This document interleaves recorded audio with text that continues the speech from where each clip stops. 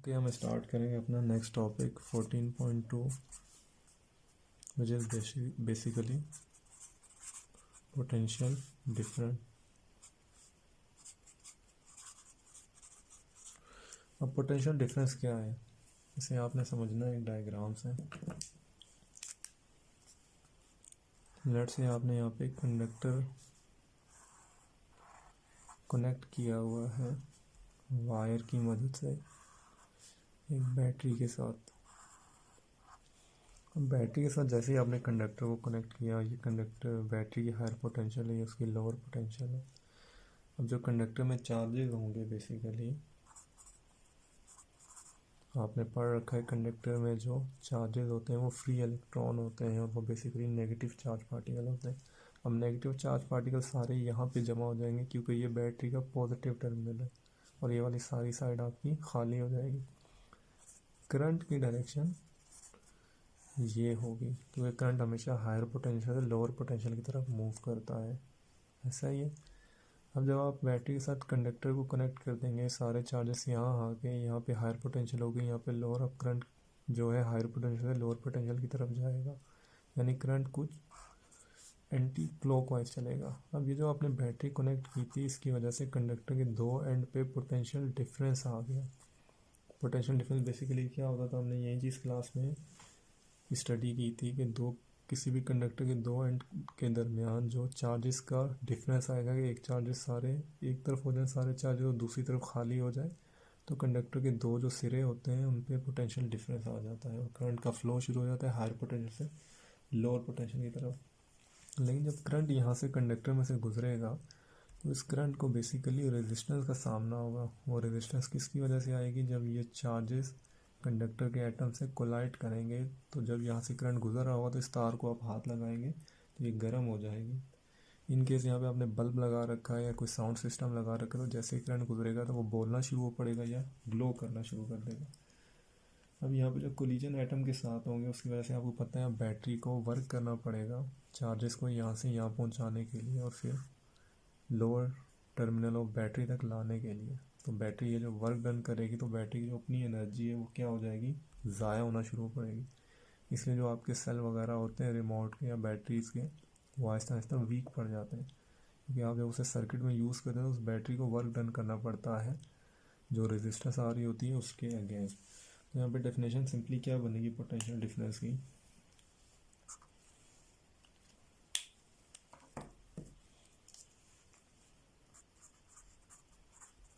Potential difference across the two end of a conductor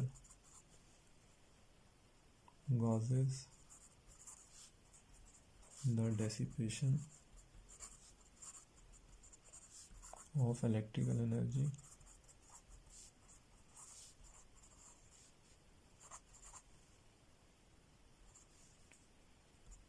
into other form of energy as charges flow through the circuit। यानी potential difference across two end जो होता है conductor के गॉजेज होता है, वजह होती है dissipation of electrical energy. Electric energy की डेसिपेशन या क्या कहते हैं कमी की या ज़ाया होने की वजह बनता है into the other form of energy, क्योंकि ये अदर फॉर्म एनर्जी में कन्वर्ट हो जाते हैं जब बैटरी को वर्क डन करना पड़ेगा यहाँ से चार्जेस को यहाँ ले जाने के लिए और फिर अगेन लोअर टर्मिनल पे लाने के लिए। तो बैटरी वर्क डन करेगी और वर्क डन से यहाँ पे रेजिस्टेंस आएगी, उस रेजिस्टेंस की वजह से या तो ये हीटअप हो जाएगा कंडक्टर, अगर बल्ब लगा रखा है तो वो ग्लो करेगा, इन केस साउंड सिस्टम है जैसे वो पहले समझाया तो वो आवाज़ देगा। अब आपने याद रखना है पोटेंशियल डिफरेंस जो चीज़ है, मैं पी की टर्म यूज़ कर रहा हूँ, इसकी यूनिट क्या है, इसकी यूनिट आपने याद रखना है वोल्ट है बेसिकली। और यहाँ पे आप कह सकते हैं कि 1 वोल्ट का क्या मतलब होगा, 1 वोल्ट का आपका मतलब होगा कि जब एक कूलम चार्ज या आपका एक एम्पेयर करंट जो है पास थ्रू करे एक कंडक्टर से, तो बैटरी को 1 जॉल जो है एनर्जी देनी पड़ेगी। और बल्ब जो है आपका जलेगा, या आप कह सकते हो कि हीट अप होगा आपका हीटर, या कुछ भी कह सकते हो। तो इस तरह हम क्या करते हैं, करंट के फ्लो की मदद से एनर्जी को हासिल कर लेते हैं, एक एनर्जी को कन्वर्ट करके दूसरी एनर्जी की फॉर्म में हम गेन कर लेते हैं। इसके बाद आपका टॉपिक है 14.3 EMF बेसिकली, जिसका पूरा नाम है electro motive force. Electromotive force क्या होती है, आपने याद रखना है, source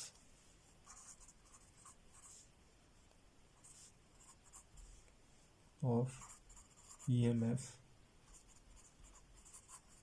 converts non electrical energy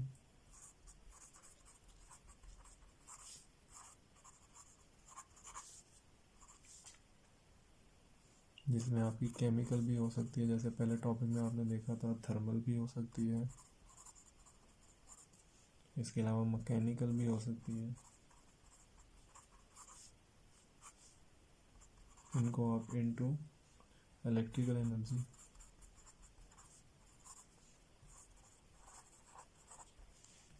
इसमें एग्जांपल आप सबसे पहले किसकी लेंगे, बैटरीज की। जो बैटरीज है यहाँ पे हम ड्रॉ कर लेते हैं एक बैटरी। अब बैटरी आपको पता है सेल वगैरह हो तो इसमें आपको पता है केमिकल सोल्यूशन होगा या पाउडर वगैरह की फॉर्म में एनर्जी हमने फिल की होती है, एक तरफ पॉजिटिव टर्मिनल, एक तरफ इसका नेगेटिव टर्मिनल होता है। और जैसे ही आप इस बैटरी को किसी कंडक्टर के साथ कनेक्ट करते हो तो इसमें पहले से ही हायर और लोअर पोटेंशियल अलग हुआ होता है, तो हायर पोटेंशियल से करंट निकल के लोअर पोटेंशियल की तरफ मूव करना शुरू कर देता है। अब जब आपके चार्जेस हायर पोटेंशियल से निकलते हैं और लोअर पोटेंशियल पे पहुंचते हैं तो इस पॉइंट पे बैटरी को अब वर्क डन करना पड़ता है। वर्क डन क्यों करना पड़ता है, ये लोअर टर्मिनल है बैटरी का, बैटरी को अगेन इस चार्ज को उठा के यहाँ पे लाना है। बेसिकली ये जो वर्क डन बैटरी करेगी W, इस वर्क डन W की वजह से बैटरी की जो अपनी एनर्जी होती है वो ऐसा ऐसा क्या होना शुरू पड़ती है, वीक होना शुरू पड़ती है। और इससे होता ये है कि आपकी एक दूसरी फॉर्म होती है एनर्जी की, केमिकल एनर्जी, इसको आप कन्वर्ट कर लेते हो। जब यहाँ से गुजरेगी, यहाँ आपने बल्ब लगा रखा है तो वो ग्लो करेगा, नहीं अगर कुछ नहीं लगा रखा तो ये तार आपकी हीट अप हो जाएगी, यानी हीट एनर्जी मिल रही है, लाइट लगी है तो लाइट एनर्जी मिल रही है, साउंड होगा तो कोई साउंड एनर्जी मिल जाएगी। अब ये आपको पता है हायर पोटेंशियल है और ये बैटरी का लोअर पोटेंशियल है, यानी बैटरी को वर्क डन करना पड़ेगा चार्ज को अगेन लोअर पोटेंशियल से हायर पोटेंशियल पे लाने के लिए। उस वर्क डन को हम क्या कह रहे हैं, W।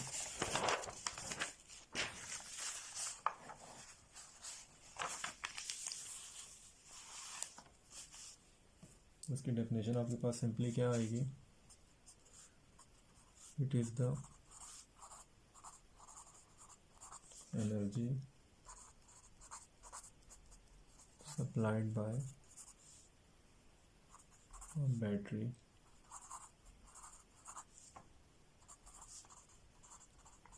unit positive charge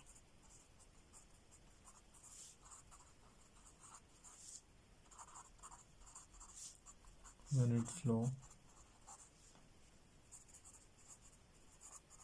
through the closed circuit। closed circuit का मतलब ये है कि सर्किट का एक टर्मिनल पॉजिटिव साइड और बैटरी के साथ जुड़ा हो, दूसरा नेगेटिव के साथ, तब आपका सर्किट क्लोज होगा। ओपन सर्किट में कभी भी चार्जेस का फ्लो नहीं होगा। एक ये डेफिनेशन बन सकती है, दूसरी हो सकती है the energy convert from the non electrical form to the electrical form, इसका EMF कह सकते हैं आप इसको। ये भी कह सकते हैं आप, मतलब नॉन इलेक्ट्रिकल का मतलब ये है कि जो आपने बैटरी में एनर्जी फिल की हुई थी वो इलेक्ट्रिकल फॉर्म में नहीं थी, अब वो अगर ख़त्म हो जाती तो आपको सेल का कागज़ या कवर खोल के दोबारा वही केमिकल सोल्यूशन उसमें फिल करना पड़ेगा तो वो रिचार्ज होगा। वरना आपके पास जो मोबाइल वगैरह होता है उसे हम चार्जर की मदद से ही चार्ज कर लेते हैं। तो EMF का फॉर्मूला आपके पास क्या बनेगा, एनर्जी डिवाइडेड बाय चार्ज। ये जो एनर्जी है बेसिकली वर्क डन है, एनर्जी क्या होती है, वर्क ही होती है। वर्क का हम यही पढ़ते हैं, वर्क इज द, या एनर्जी की जो डेफिनेशन दूसरी फॉर्म में पढ़ते हैं हम कहते हैं वर्क की क्या है, एनर्जी। यानी एनर्जी जो हम डेफिनेशन पढ़ते हैं हम कहते हैं energy is the form, ability to do work. तो ईएमएफ का फॉर्मूला आपके पास कुछ ये बनेगा। अगेन ईएमएफ की आपके पास यूनिट होनी चाहिए कि इसकी ऐसे यूनिट आपके पास क्या होगी, ये नॉन इलेक्ट्रिकल फॉर्म को इलेक्ट्रिकल फॉर्म में क्या करेगी, कन्वर्ट करेगी। और क्यू क्या है यहाँ पे आपके पास, चार्ज है। अब जो डब्ल्यू है आपके पास उसकी यूनिट आपको पता है जॉउल होती है, और चार्ज की आपके पास क्या आएगी, कूलम। तो आपके पास फॉर्मूला कुछ ये बनेगा, और ईएमएफ इन दोनों को सॉल्व करेंगे तो आपके पास यूनिट आ जाएगी वोल्ट, जो ऐसा ही सिस्टम में है। देन है मेजरमेंट ऑफ पोटेंशियल और ईएमएफ।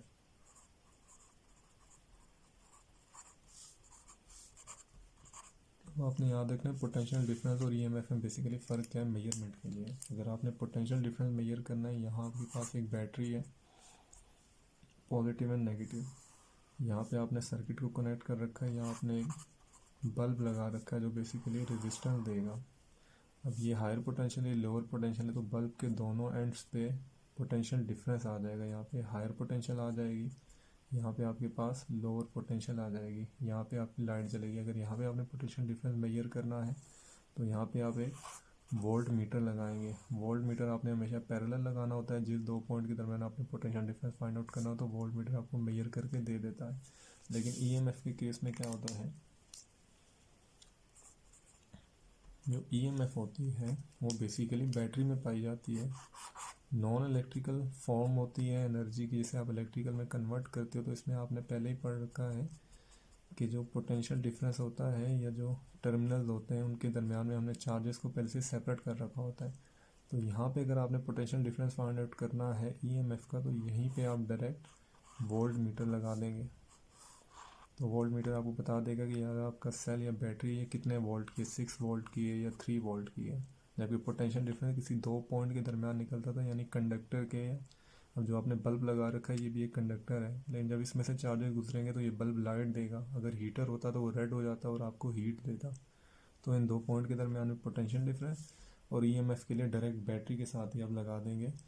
और यहाँ पे पोटेंशियल डिफरेंस तब आता है जब आप बैटरी के साथ या किसी भी सोर्स के साथ तार को कनेक्ट करोगे, तो उस तार के दो पॉइंट के दरमियान में पोटेंशियल डिफरेंस आएगा। जबकि बैटरी में अगर सर्किट या क्या कहते हैं तार कनेक्ट ना भी हो तो भी बैटरी में पोटेंशियल डिफरेंस पाया जाता है, क्योंकि पहले से ही आपने चार्जेस को सेपरेट किया होता है। यहाँ पे चार्जेस तब सेपरेट होते हैं जब बैटरी के साथ आप इस तार को कनेक्ट करते हैं या बल्ब को कनेक्ट करते हैं। स्टैंडर्ड या आप आइडियल वोल्ट मीटर उसे कहेंगे जिसकी रेजिस्टेंस क्या हो, मैक्सिमम हो। उसकी वजह क्या है, रेजिस्टेंस जब वोल्ट मीटर की मैक्सिमम होगी तो इसमें से कोई करंट नहीं गुजरेगा, और ये आपको सही वोल्टेज क्या करके देगा, फाइंड आउट करके देगा। इसलिए हम कहते हैं कि आइडियल वोल्ट मीटर वो होता है जिसकी रेजिस्टेंस इन्फिनिटी होती है, मतलब बहुत ज़्यादा होती है।